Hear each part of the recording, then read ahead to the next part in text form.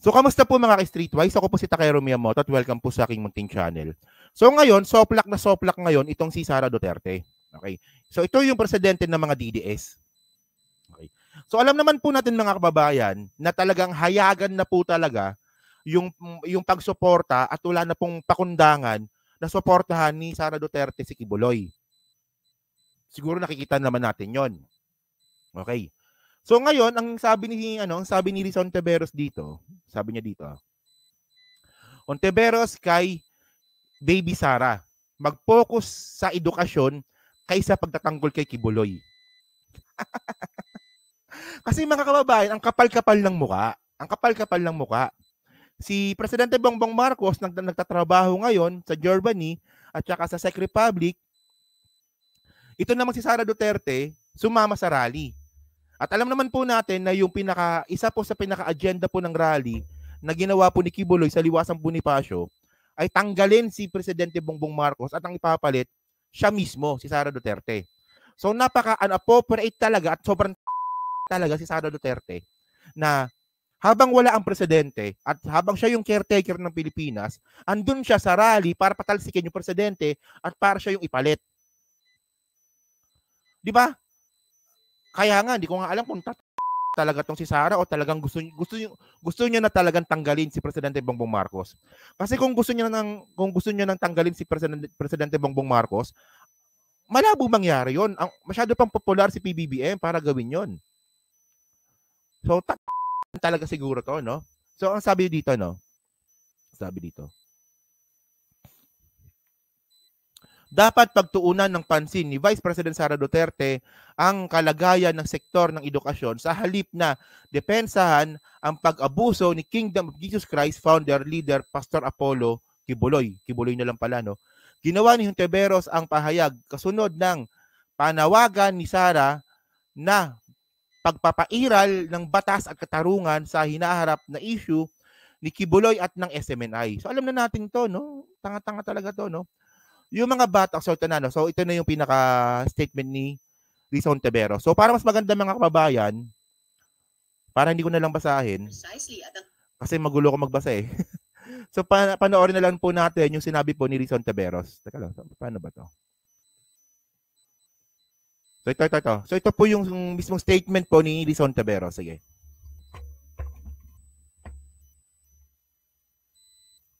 Precisely. At ang second highest ranking official of the land dapat nagpe-pay attention sa mga statement at hearing bago nila komentan. Dahil klarong-klaro yung opening statement ko sa pinaka-recent hearing, no fewer than 3 ang lumilitaw na areas for corrective legislation.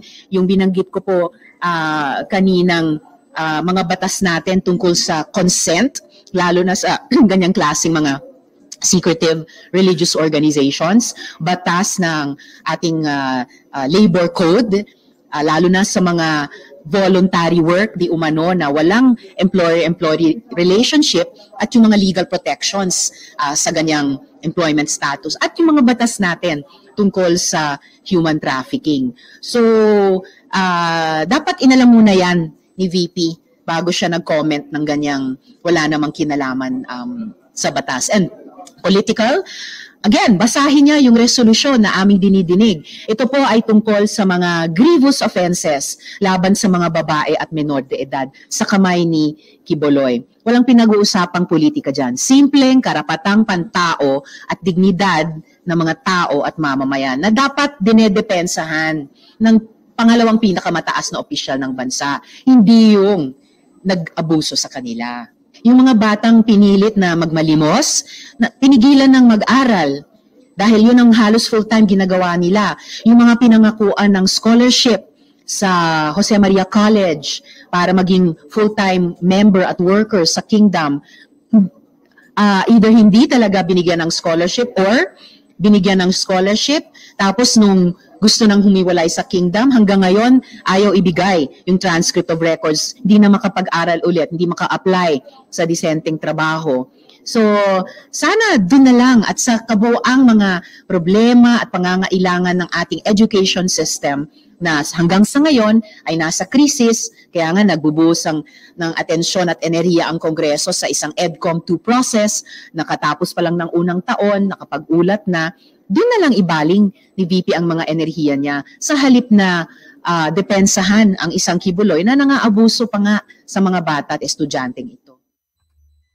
Mga kababayan, no, kitang-kita talaga no yung layo ng differences, no.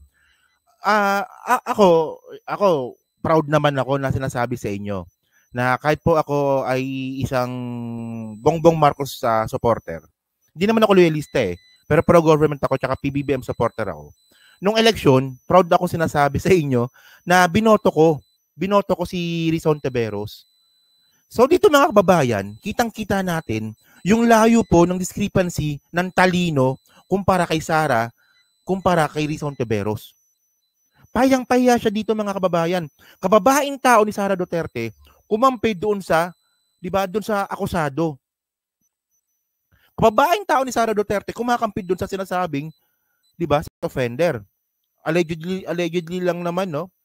And then, si Sara Duterte, di ba, bukod sa vice president na, deputy secretary pa, kinampihan pa rin itong may i-issue sa edukasyon. Kasi nga po, alam naman po natin, na si Kibuloy nangangako po yan ng scholarship sa Jose Maria College.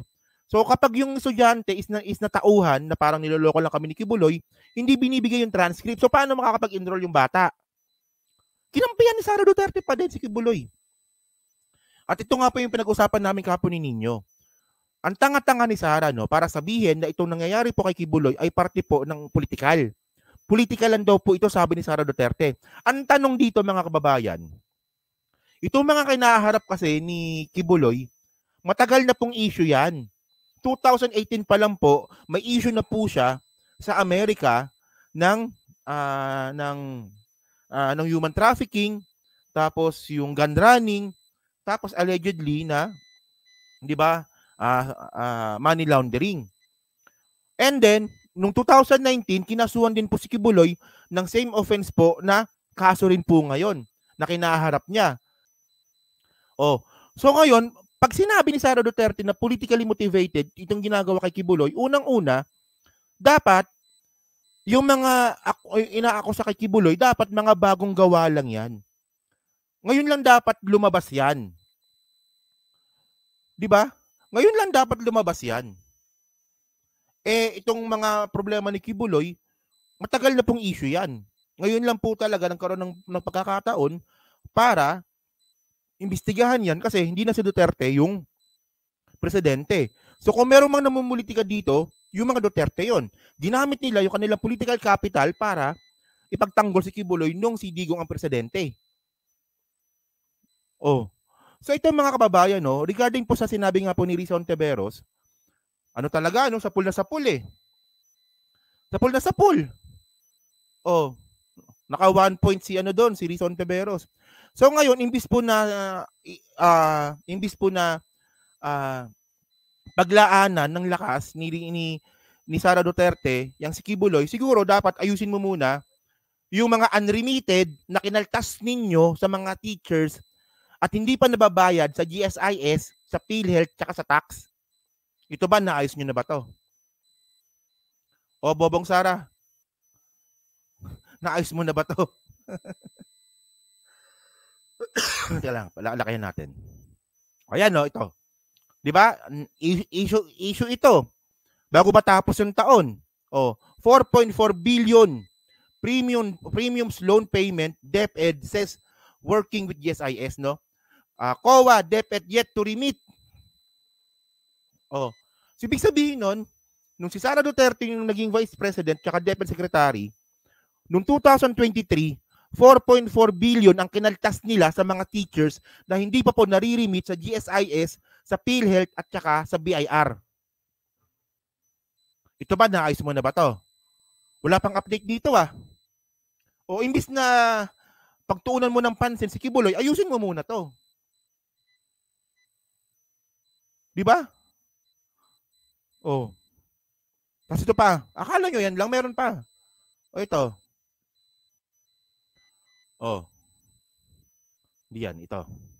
Billions of worth learning materials being held hostage. DepEd. Oh, last year lang din to, bago matapos yung taon. Ito ba, nakuha nyo na ba to? Nakuha nyo na ba to, itong mga hinostage na kagamitan sa mga warehouse? Sinong nakakaalam ng issue na to? So, kwento ko na lang tong issue na to, no? So itong issue po na to kasi mga kababayan, nung nakaraang administrasyon po ni Digong, meron po kasing silang programa, yung DepEd, na mamimigay po ng mga gamit sa mga teachers tsaka sa mga estudyante. So talaga malaking pondo po yung nilabas nila doon.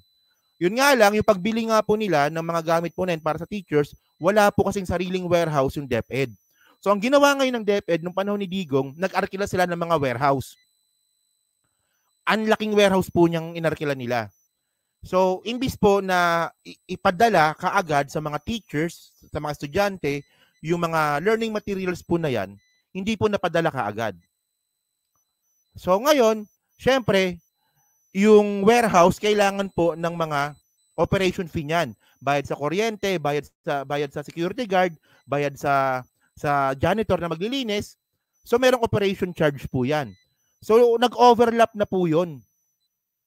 Yung dapat na kontrata na matapos na dapat na ipamigay sa mga estudyante at sa mga teachers, hindi po natupad. So, ang ginawa ngayon ng mga warehouse po na yan, binenta yung mga learning materials para pambayad dun sa operation. Ito, lumabas tong issue na to. Di ba?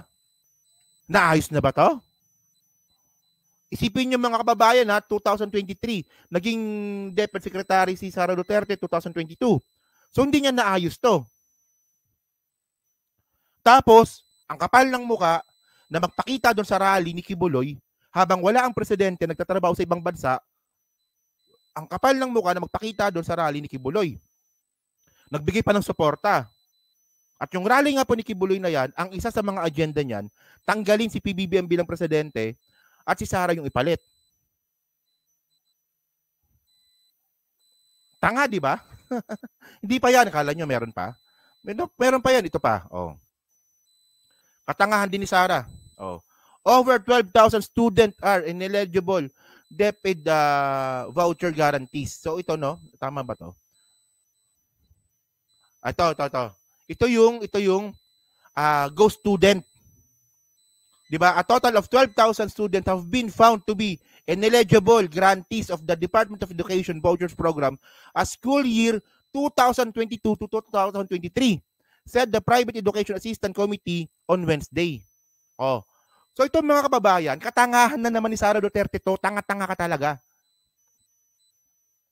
Kasi mga kababayan, ang nangyari dito, yung mga private school, kasi kapag K-12, di ba?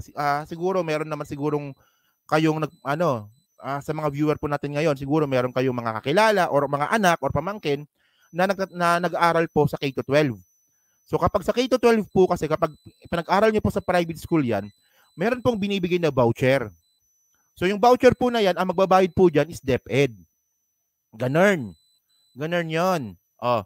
So ngayon, ang nangyari ngayon, itong private schools po na to, nagpasa ng mga estudyante para kumubra sa DepEd. Ang tanga-tanga ng DepEd, hindi nila nahalata. So ngayon, ang lumabas ngayon, 12,000 po yung go student. 12,000 po na estudyante ang nabigyan po ng voucher ng DepEd na wala naman palang estudyante. At nangyari po yan 2022, 2023. Ayan, no? Oh. Ang daming problema sa DepEd. Pero itong si Sara Duterte, mas focus pa sa pagpunta po kay Kibuloy. Oh. Tapos, meron pa atang isa dito eh. O, ito pa. Yung catch-up Fridays niya pumalpak. Oh. DepEd urged to stop catch-up Fridays after teachers flag drop in student attendance. Oh. Ayan, no? So, ito. Di ba? Pakulo ni Sara Duterte yan, di ba? Na magkakaroon ng catch-up Fridays, yun naman pala, wala naman palang materials na gagamitin. Oh, imbis na, ulit-ulitin ko lang, no? Ang daming problema ng DepEd. Pero, dito, nag-agree ako kay Sara Duterte. Dito, nag-agree ako dito kay Rizon Teberos. Sa pool talaga si Sara Duterte sa sinabi po ni Rizon Teberos na ayusin mo muna yung DepEd bago mo ako pakialaman. So, ano bang importante sa'yo? Si Kibuloy o yung DepEd? Di ba? Busy si Inday sa Boylet at Kikibuloy. Di ba mga kababayan? Ngayon, ano na yun dito? Anong mangyayari ngayon dito kay Sara? Wala. Kapag si Sara po pag si Sara po ay nasusupalpal, tumatahimik lang. Di ba? Yan, parang ganyan, no? Sara Duterte for tanga, di ba? Ayan ang sinasabi ko, di ba? Ang dami kong in-explain. Nagpakita ako na kakulangan ni Sara Duterte, may tatanga-tanga pa din. Di ba? Sabi ko sa inyo basta tanga talaga yan So yun mga kababayan, no? So dyan po sa 1,057 po na nanonood. So palike na lang po ng content na to para po makatulong po sa algorithms po ng video na to. At dyan po sa Team Replays. Agree ba kayo dun sa sinabi po ni Rizon Teberos na bago mo ako pakialaman kay Kibuloy, pakialaman mo muna yung DepEd. Unahin mo muna yung DepEd.